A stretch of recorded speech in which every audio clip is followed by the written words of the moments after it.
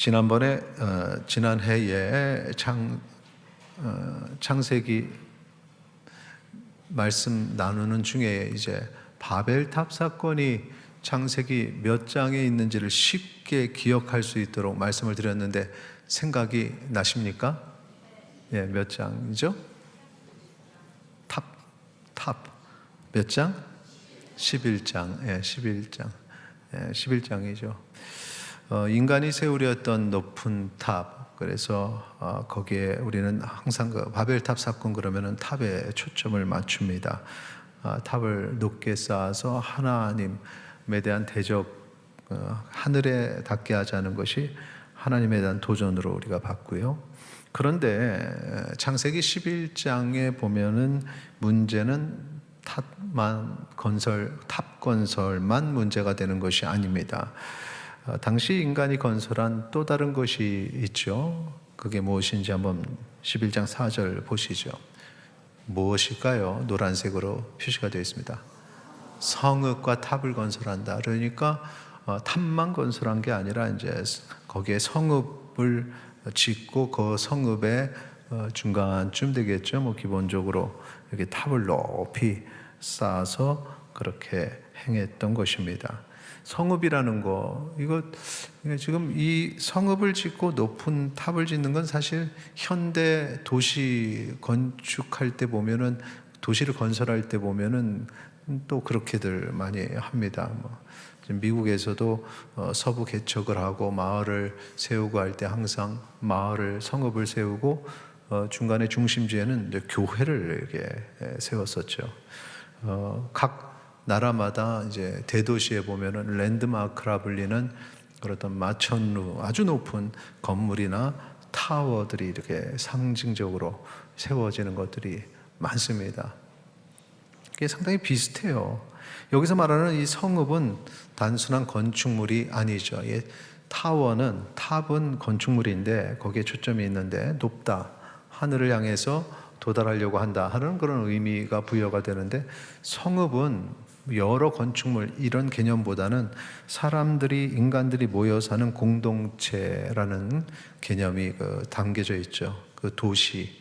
그래서 그 도시의 문화가 있습니다. 요즘에 우리나라 도시 문화가 상당히 세계적으로 소문이 나고, 안전한 도시, 또 여성이 새벽에 산책을 할 수 있는 그런 도시, 야, 여기는 천국이다, 뭐 이런 아주 우리는 일상적으로 늘 경험했던 것들을 우리 다른 곳에서는 그것이 상당히 이해가 안 되는 그런 우리 도시 문화, 상당히 건강한 도시 문화를 가지고 있습니다. 좀 귀하죠. 너무나 아름답고 이런 것들이 흐트러지지 않게 해야 하는데 우리가 지켜나가야 될 우리 문화유산입니다. 그래서 여기서 유산이라고 하는데 이어나가는 것이고, 문화는 사람이 살아가는 삶의 방식들입니다. 그래서 죄를 지을 때 아무렇지도 않게 짓는 소돔과 고모라의 어떤 그런 타락한 문화가 있고요.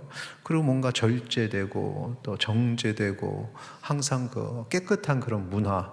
우리나라는 전체적인 어떤 이 글로벌한 시대의 각 도시들을 볼 때 상당히 절제와 상당히 또 어떻게 보면 경건한 모습도 있고, 그런 상대적으로 말씀드려요. 상대적으로 그런 지역입니다. 그래서 이 인간의 살아가는 질서가 이 성읍 안에는 있는데, 그 성읍의 중심이 무엇이냐, 이게 상당히 중요한데, 지금 이 바벨에서는 사람들이 우리가 우리의 성읍을 세우는 거죠. 거기에는 하나님이 없습니다. 신이 없어요. 신의 하나님의 권능과 능력, 그래서 그 중심에는 하나님을 둬야 되는데 하나님 필요 없다는 거죠. 그게 바로 그들의 생각이었습니다.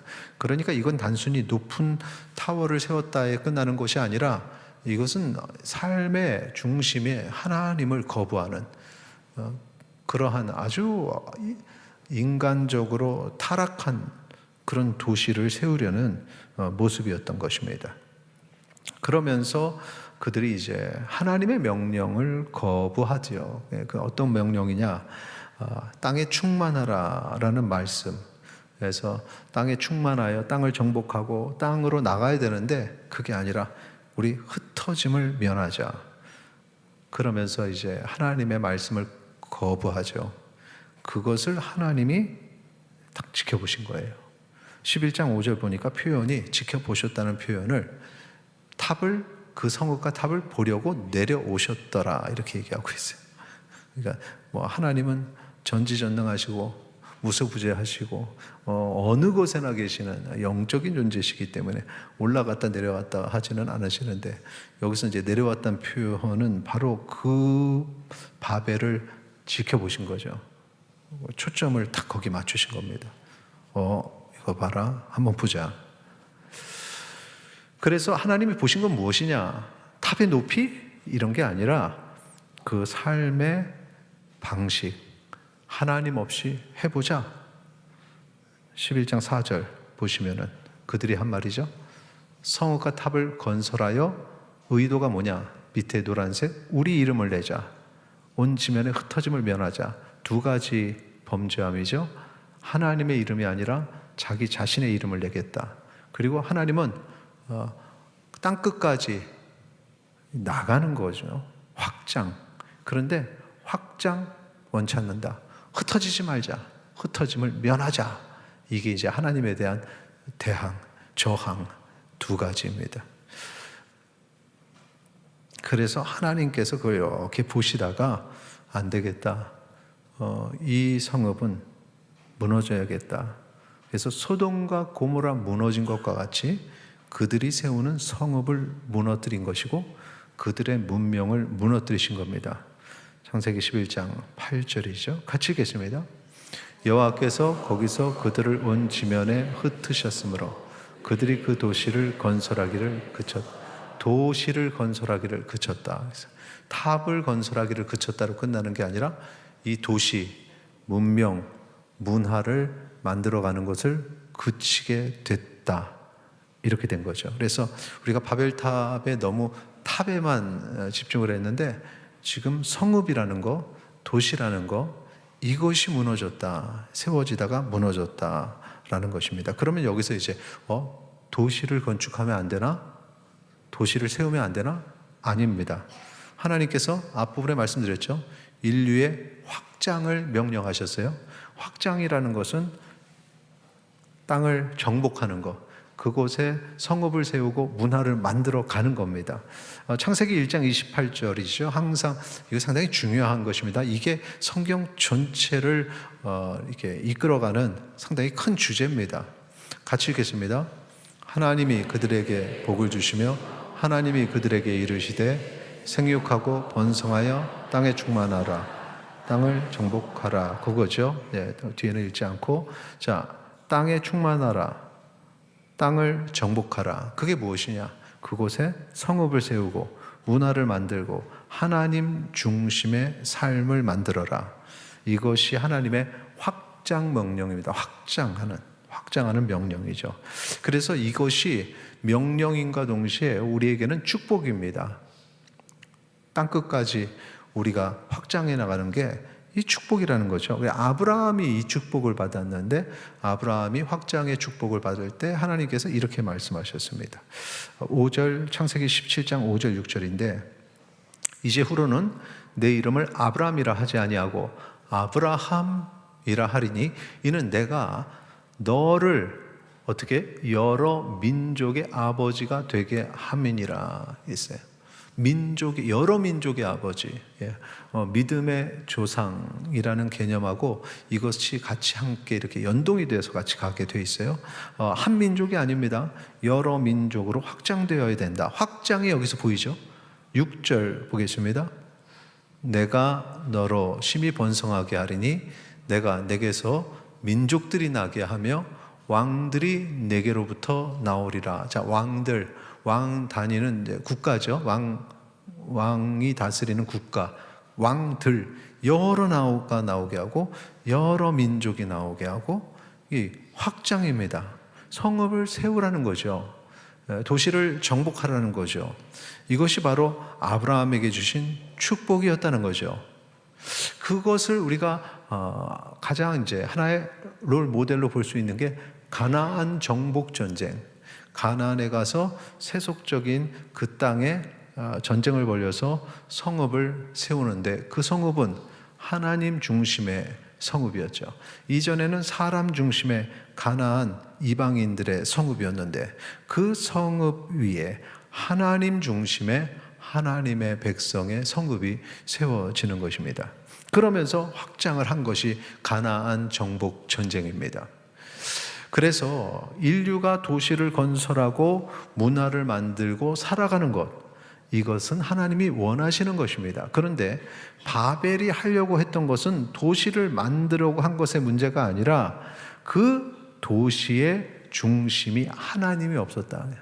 인간을 중심에 뒀다.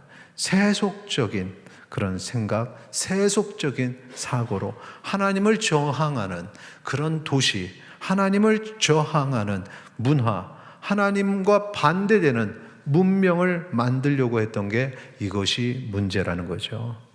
그래서 오늘 말씀에 보면 특별히 하나님께서 계속 강조하시는 것은 확장해야 된다, 확장해야 된다. 근데 그 확장에 인간들이, 이 바벨에 사는 인간들이 우리 흩어짐을 면하자. 그랬는데 어떻게 됐다고요? 하나님께서 그들을 흩으셨다. 그래서 확장과 흩어짐이라는 단어가 나옵니다. 확장과 흩어짐은, 흩어짐과 확장, 오늘 설교의 제목인데, 그 창세기 11장 가지고 얘기하고 있습니다. 이 확장과 흩어짐을 이해하기 위해서는 우리는 그 전장인 10장부터 좀 이해를 해야 됩니다. 10장과 11장, 요거는 시간적인 흐름이 아닙니다. 11장보다 10장이 이전에 있었던 일이 아닙니다. 10장의 내용이 뭡니까? 컨닝 하셔도 됩니다. 오픈 테스트입니다. 10장의 내용이 뭡니까? 눈으로 그냥 쑥 보세요. 10장은 무엇을 기록하고 있습니다? 예, 분명히 답을 말씀하셨을 텐데 제 귀가 안 들려요. 제가 안 들려요. 족보, 그렇죠. 족보, 정확하게 말씀해요. 족보가 기록이 되어 있죠. 그래서 족보의 기록을 보면은 지금 반복되는 게 있는데, 그게 뭐냐면 5절 내용이에요. 10장 5절 보세요. 여기 보면은 이들로부터 여러 나라 백성으로 나뉘어졌다, 이렇게 얘기하죠. 그러면서 표현이 각기 언어대로, 종족대로, 나라대로, 그래서 왕이 다스리는 대로, 그리고 언어가 갈라져서 언어대로. 이해가 되시죠? 11장에서 바벨탑 사건 때 언어가 갈라졌는데 10장에서는 이미 언어가 갈라진 이후에 이렇게 해서 퍼져나갔다, 확장되었다라는 얘기를 하고 있는 겁니다. 그래서 10장이 먼저 시간적으로 앞서고 11장이 나중이고, 이게 아니라는 거죠. 그러면 여기서 왜 11장의 언어가 갈라진 사건을 얘기하기 전에 이 확장된 얘기를 했을까? 이렇게 해서 확장됐고, 저렇게 해서 확장됐고, 이렇게 해서 확장됐고. 이 목적은, 그 기록의 목적은 바벨탑 사건이, 야, 바벨에 어떤 사람들이 있는데 하나님이 확장을 원하시는데 그들은 확장되지 않으려고, 흩어짐을 면하려고 하나님께 저항하다가 그러다가 멸망당해서 이걸로 끝나는 게 아니라는 걸 보여주는 겁니다. 그런데 그렇게 어떻게 됐대? 그러면서 10장 얘기를 먼저 얘기해 주는 거죠. 그 갈라짐을 통해서 분명히 범죄죠. 바벨탑 모이자 했을 때 범죄로 흩어짐을 당했는데, 그런데 그 결과를 보니까 이렇게 각 언어대로, 나라대로 확장되는 결과가 나타났어. 이걸 이야기하려고 10장에서 먼저 족보 이야기를 하고, 그 다음에 11장 바벨탑 본 이야기를 한 겁니다. 자, 그래서 그 부분을 조금 더 들여다 보겠습니다. 자, 다시 한번 정리합니다. 창세기 11장은 인간의 죄 때문에 하나님이 인류를 흩으신 것 기록했죠. 창세기 10장은 그 흩어짐이 실제로 이루어져서 인류가 확장된 것, 그것을 기록했습니다. 여기서 이제 우리가 딱 깨달은 게 뭐냐, 11장에서 흩어짐을 면하자 했다가 딱 흩어진 거, 하나님께서 흩어버리신 거, 이거 인간의 죄악의 결과였습니다. 야, 흩어지지 마, 야, 성읍 건축해, 바벨탑 쌓아 했다가 하나님께서 그거 못하게 흩어버리셨잖아요. 그러니까 여기서 11장에 흩어짐은 분명히 인간의 죄악의 결과입니다. 그런데 흩어짐으로 인해서 십자가를 보니까 확장됐네, 하나님께서 뜻을 이루셨네. 남의 일이 아니에요, 이게. 여러분, 이게 좀 깨달아져야 됩니다, 이게. 그래서 여러분, 우리가 먼저 한번 생각해 보죠. 흩어지는 것과 확장되는 것은 같은 의미죠, 사실은. 예.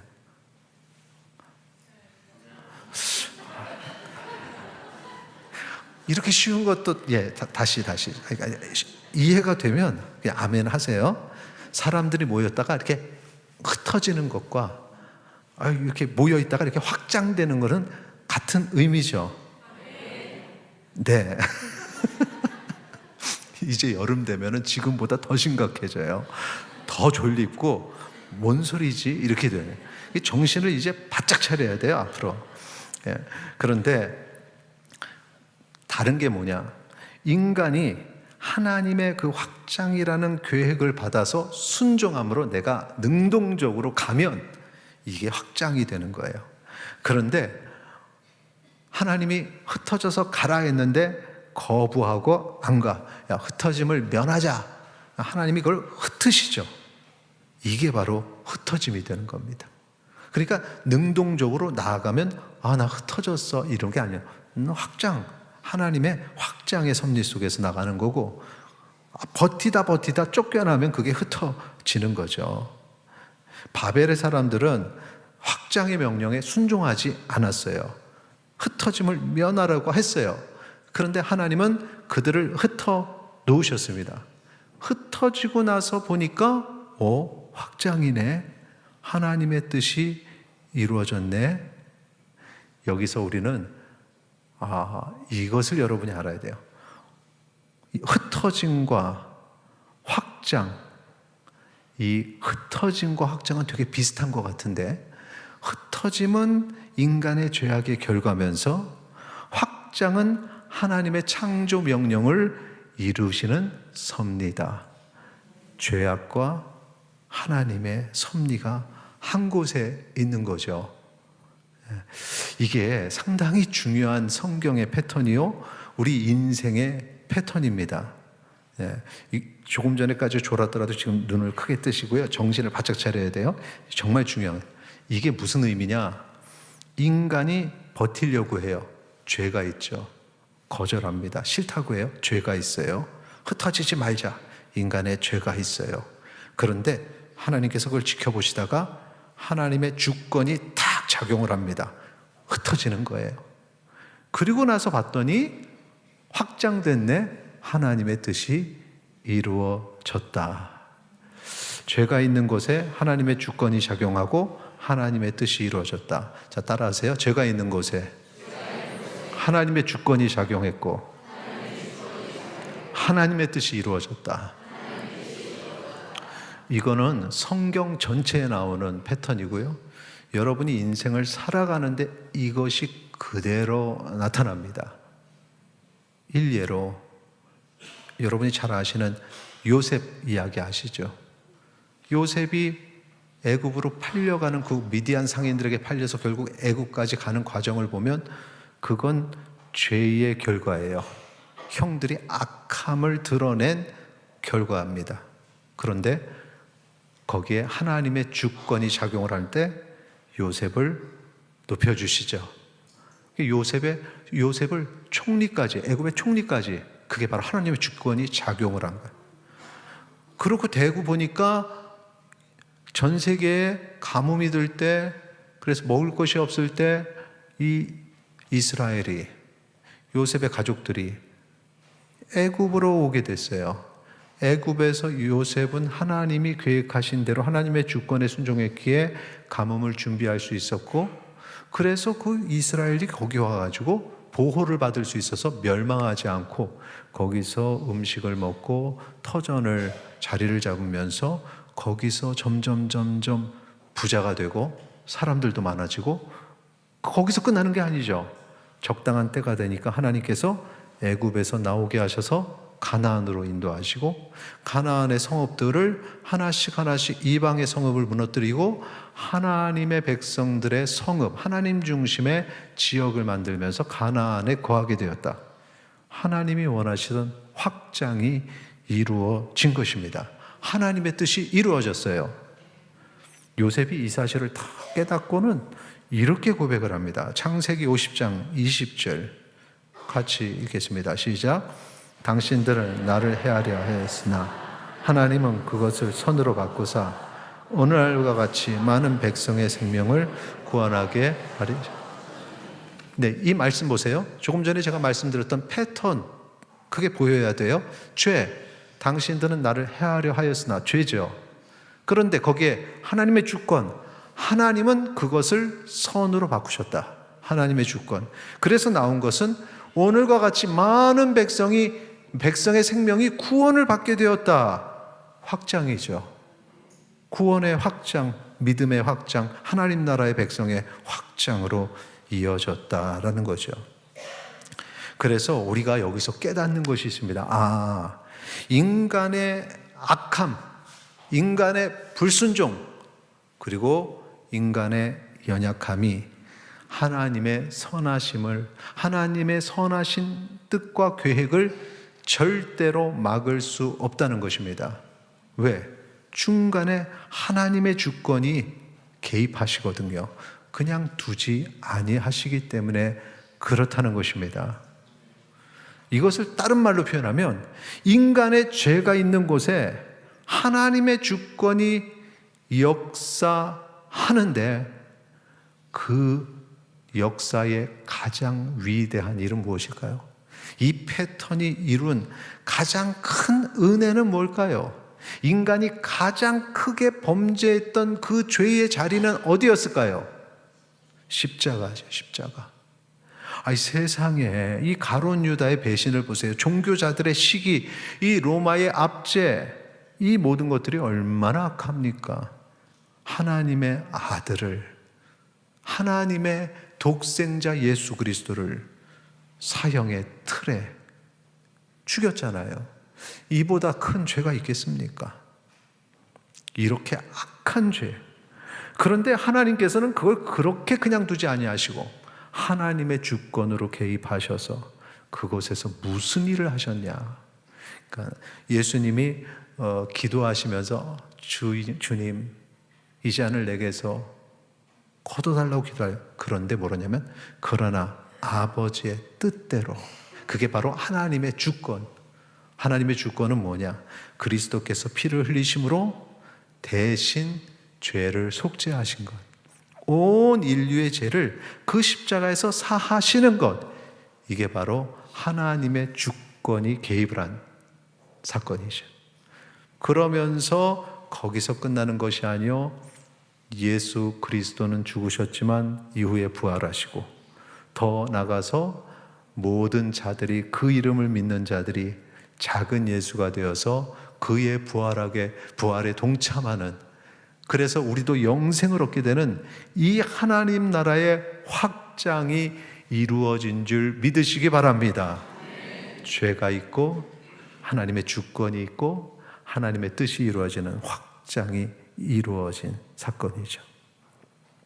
베드로가 오순절에 설교할 때 이 부분을 깨달았기 때문에, 여러분은 지금 사도들이 깨달았던 것, 믿음의 사람들이 깨달았던 것을 깨달은 거예요. 이걸 깨달았기 때문에 이 부분을 이렇게 언급했습니다. 사도행전 2장 23절 24절 같이 읽겠습니다.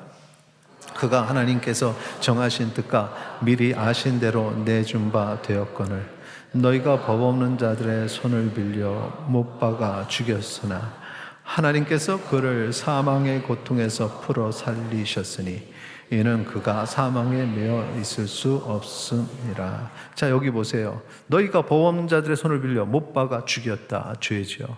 그런데 하나님은 하나님의 주권으로 그를 사망의 고통에서 풀어 살리셨고 사망에 매어 있지 않게 하셨다라고 고백합니다. 하나님의 주권이 역사했죠.